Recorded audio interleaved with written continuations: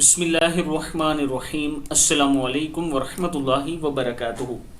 عابد راجہ channel کی طرف سے آج میں اپنے دوستوں کو رسول اللہ صلی اللہ علیہ وآلہ وسلم کا ایک فرمان بتاؤں گا۔ آپ دوستوں نے اس پر غور کرنا ہے اور ان دعاؤں کو پڑھنا ہے۔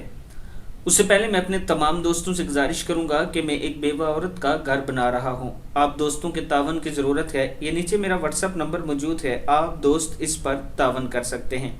تو شروع کرتے ہیں۔ بسم اللہ الرحمن الرحیم۔ ایک صحابی نے رسول اللہ صلی اللہ علیہ وآلہ وسلم سے عرض کی، مجھے کوئی بلائی کی بات سکھا دیں۔ آپ صلی اللہ علیہ وآلہ وسلم نے فرمایا، یہ وظیفہ پڑھا کرو، سبحان اللہ والحمد للہ ولا الہ الا اللہ واللہ اکبر۔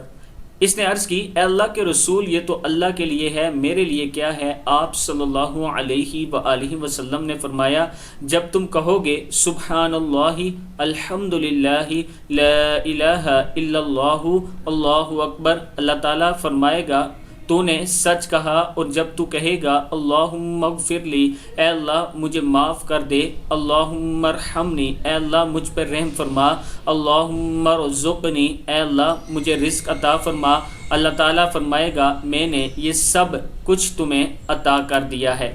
کتاب کا حوالہ یہ نیچے موجود ہے، آپ دیکھ سکتے ہیں۔